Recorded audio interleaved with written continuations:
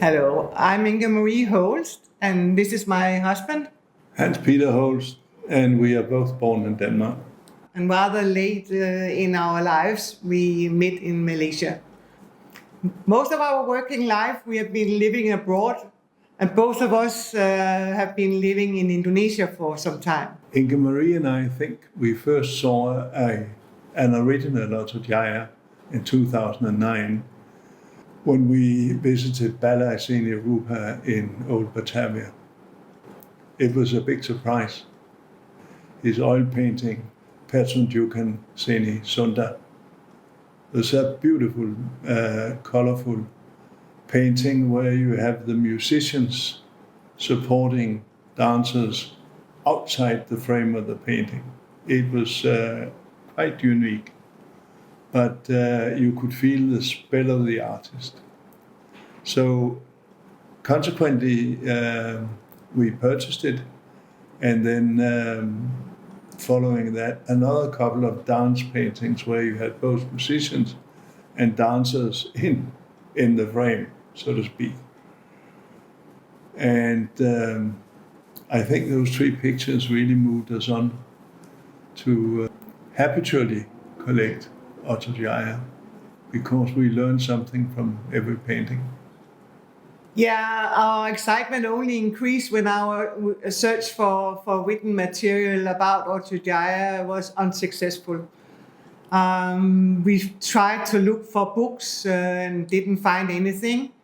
So actually we decided that we would write a book about Otto Djaya and his life. It was hard work, but it was very interesting to dig into Otto Djaya's life.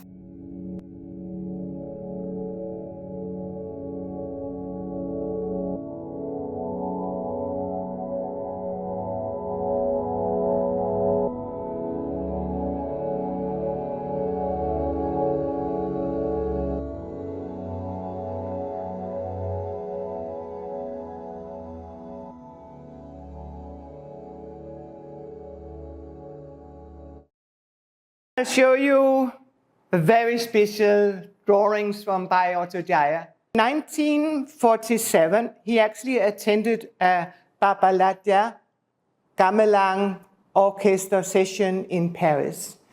You see here the musicians, they're shown very clearly, and they were all foreigners. None of them were Indonesians, and that was very special at that time.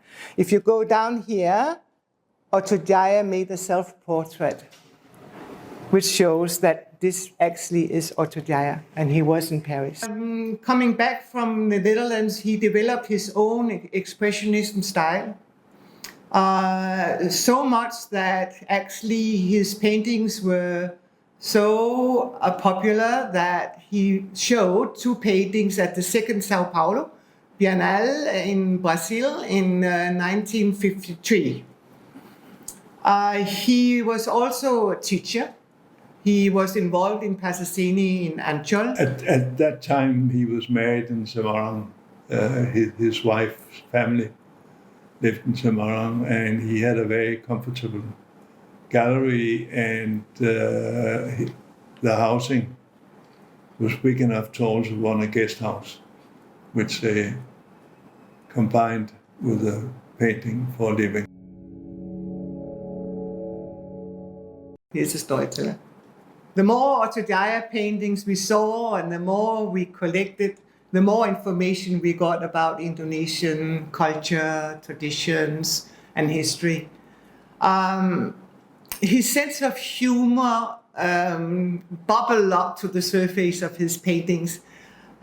We have often seen young people playing music and dancing in public places and in buses, but we really didn't know what it was about. Only when we saw Otto Djaya's paintings and we digged into traditions, we could see what it meant about these dances. Or the Ibu Jamu ladies walking around in the streets of Jakarta without really knowing what was the tradition behind. But we saw that in Otto Djaya's paintings and described it in the book. Also, we have seen the traditional Buddha Cavan shows, and we have noticed all these characters in Otto Djaya's paintings. And when we began to study his paintings, we could see more and more of these Buddha Cavans.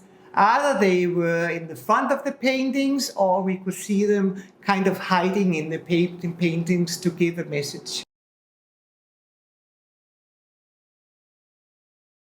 We find all his paintings are very interesting. In particular, we like the social paintings and the ones with the music and the dance performance.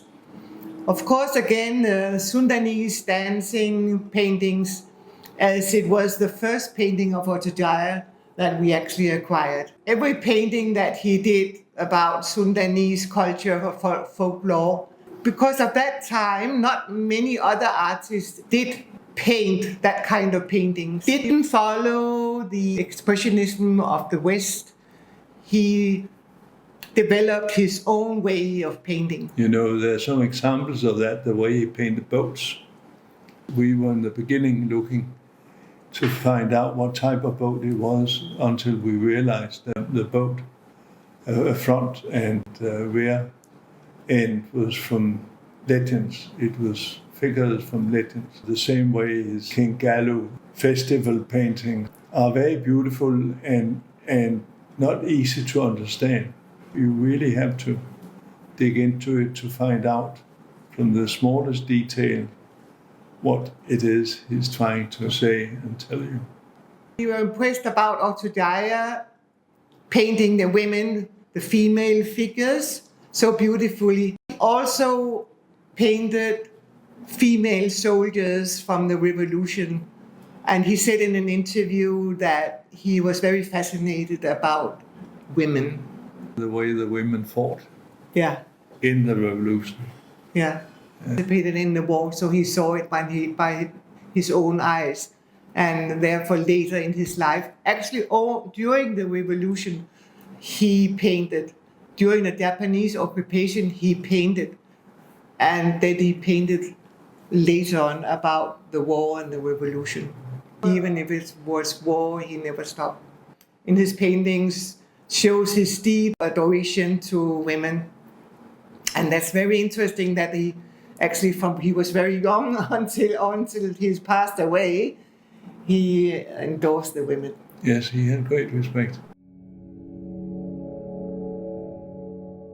You know, it's fantastic that one person, one painter, was able to describe Indonesian's history and the Indonesian situation under the Dutch command, the occupation by Japan, the revolution, the eras of President Sukarno and President Suharto, and also the few years after the new, more inclusive order beginning in 1998. His paintings and stories are a kind of documentation of a very important period of the Indonesian history. So we believe that these paintings can tell also the coming generations about what happened in Indonesia at that time. Yes, and Otto Djaya was a patriot. Yeah. And all people can be proud of him. When Otto Djaya had his solo exhibition at National Gallery in 2016, there were about 4,500 visitors. And most of them were young people who had a lot of fun visiting and watching his painting. Otto Djaya always wanted to tell stories about the daily life. And he included wisdom that can come from a simple everyday setting.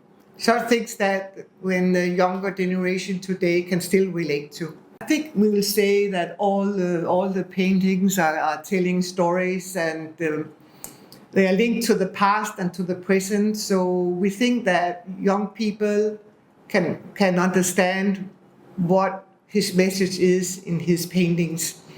Some stories are very strong, some paintings may not be very easy to understand, However, we think that overall Otto Djaya expressed very important messages to his own generation, as well of the new generations today. He explained a lot about Indonesia's history and culture and traditions.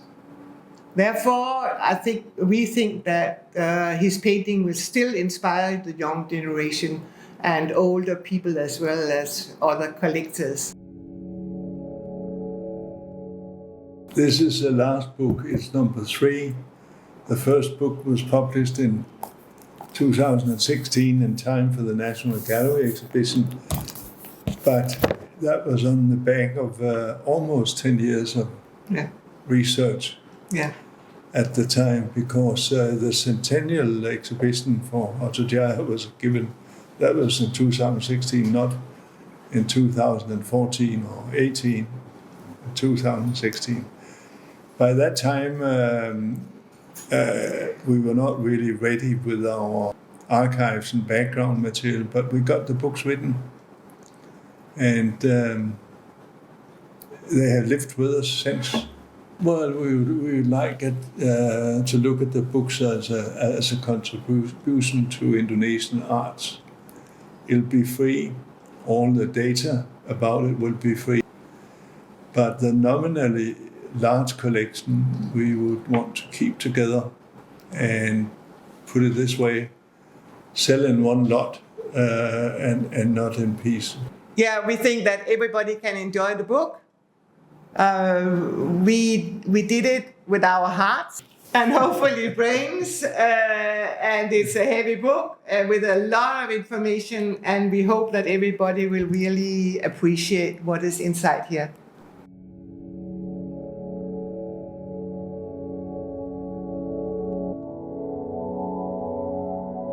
You see, he passed away in 2002, so unfortunately we did not meet Otto Djaya. But we would have. We were not even aware of it. No, we were not. But we would have said to him that we wish we had met with you, Otto Djaya, and made friends with you, and we could have thanked him for all what he have contributed within art. By his stories. Yes, by his stories. Yes. To us, he turned out to be a great storyteller, visual storyteller.